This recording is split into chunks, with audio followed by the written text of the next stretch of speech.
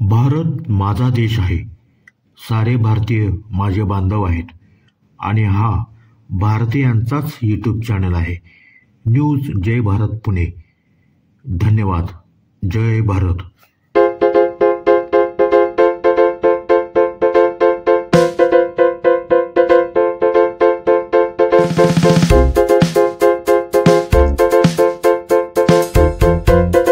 आपल्या सर्वांना माहीतच आहे, दरवर्षी अनेक वर्षापासून गणेशोत्सवामध्ये मी पर्यटन आणि सांस्कृतिक दौरा टू व्हीलरवरती करतो आणि ह्या वर्षी मी जिल्हा निवडला आहे अमरावती. तर बघूया अमरावतीच्या इतर अनेक ठिकाणाची माहिती.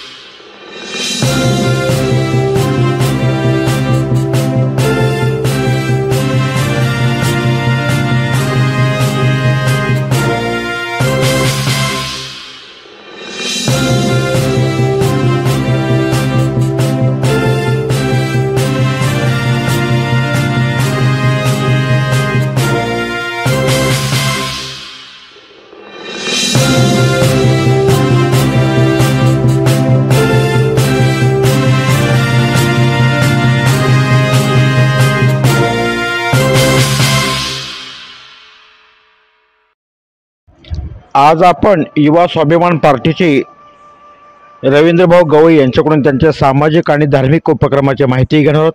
तर ऐकूया रवींद्रभाऊ गवई यांच्याकडून सामाजिक धार्मिक उपक्रमाची माहिती. सर, आपलं नाव सांगा. मी रवींद्र गवई, बहुउद्देशीय सेवाभावी संस्थान बेलसफाटा इथले अध्यक्ष आहे आणि युवा स्वाभिमान पक्षाचे तालुका अध्यक्ष. आता जो कार्यक्रम झाला त्याबद्दल सांगा. 1933 साली गुणवंत महाराजाचा जन्म लाखनवाडी मामाच्या गावी झाला. परंतु आपल्या लहरीच्या हिशोबाने गुणवंत महाराज आपल्या ठिकाणावर बसत होते. ते ठिकाण म्हणजे बेलसफाटा. बाबाने बाबाच्या आवडीचे ठिकाण हे निवडले होते.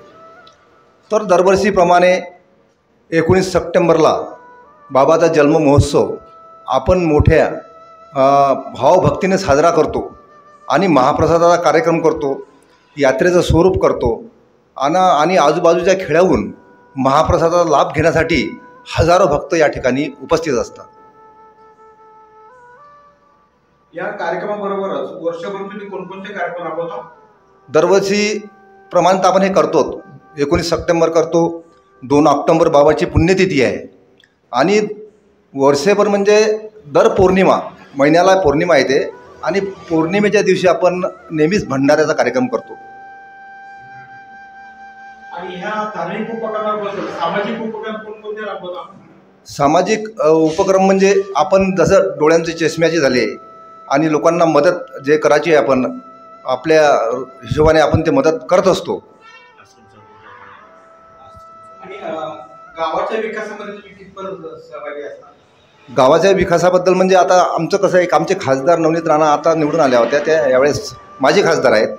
आपण प्रत्येक गावामध्ये ज्यांना ज्या गोष्टीची आवश्यकता आहे ते पूर्ण आपण पुरवण्याचं कार्य केलं आहे. म्हणजे जसं समाज मंदिर असो आणि गावामधले कोणत्या समस्या असो त्या सोडण्याचे प्रयत्न केले आपण.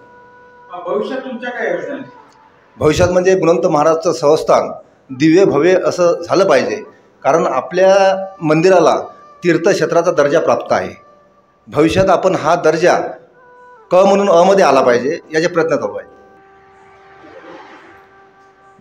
कसं आहे, गुणवंत महाराज जंगलामध्ये राहत असताना तो त्या काळामधला क्षण आजही भक्ताच्या मनामध्ये बसलेला आहे. आपलं हे छोटंसं मंदिर होतं आणि या मंदिराच्या ठिकाणी आपण हे दिव्य भव्य एवढं मंदिर मोठं केलं आहे आणि भक्ताच्या सहकार्याने झाले आहे. आणि ह्या या ठिकाणी लोक खूप आशेने येतात आणि या ठिकाणून काहीतरी वेगळं एक लोकांना आशा वाटते की गुणवंत महाराज आपल्या दुःखासुखामध्ये धावून येतात. म्हणजे गुणवंत महाराज कसे होते ह्या जनतेला माहीत पडलं पाहिजे. हजारो लोकांमध्ये गुणवंत महाराज एखाद्याला बोलावायचे आणि एखाद्याला बोलावून त्यांचं त्यांना भूक लागली, त्यांना तहान लागली आणि ते बिमार आहेत, अशांना भलावाचं. गुणवंत महाराज जंगलांमध्ये एखाद्याला म्हणतो ते अरे ते कचरं उचलून फेक, लोक पागल समजायचे, पण त्या कचऱ्यामध्ये काय होतं. गुणवंत महाराज ते कचरं फेकून दिल्यानंतर त्यांचं इतकं बरं होत जाय. तू चाहे तो गुणवंत बाबा कचरे की भी किंमत होती है, तेरी नज़र नाकाम पत्थर पे गिरी तो पत्थर भी हिरा बन जाता है.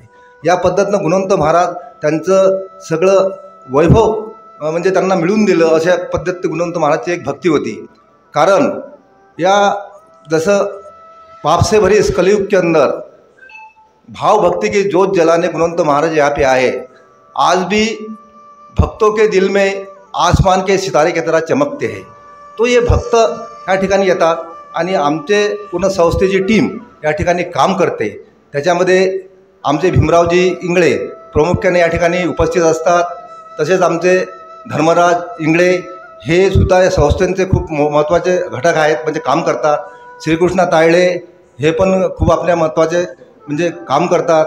शेषरावजी इंगळे आणि हे पण आपल्या संस्थेला खूप मदत करतात. श्रीकृष्ण इंगळे, श्रीकृष्ण भटकर हे आपल्या सदैव आपल्या सेवेत असतात आणि खूप मदत करतात. म्हणजे 2-2 दिवस या ठिकाणी मुक्कामी असतात. असं हे कार्यक्रम चालूच राहत असते. आणि ते आमचे दीपक भाऊ इंगळे आहे, त्यांचं एक गाणं आहे जंगलातल्या गुणाबाबा गरीबाला पावशील का, पुऱ्या भारत देशामध्ये चालत आहे. ते आपले या ठिकाणी बसले आहेत, ते इथंच उपस्थित आहे.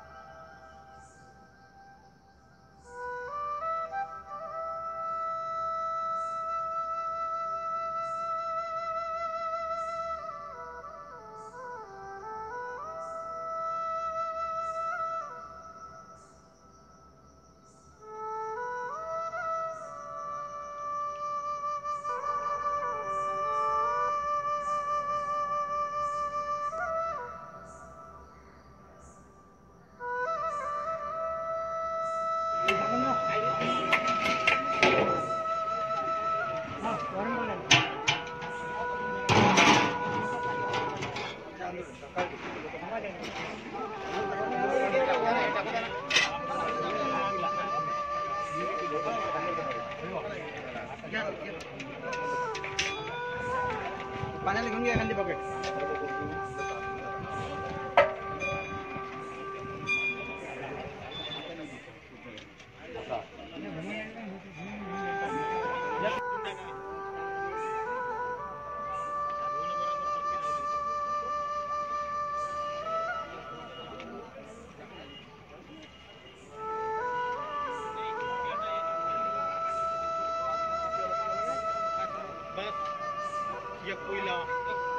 धन्यवाद दादा.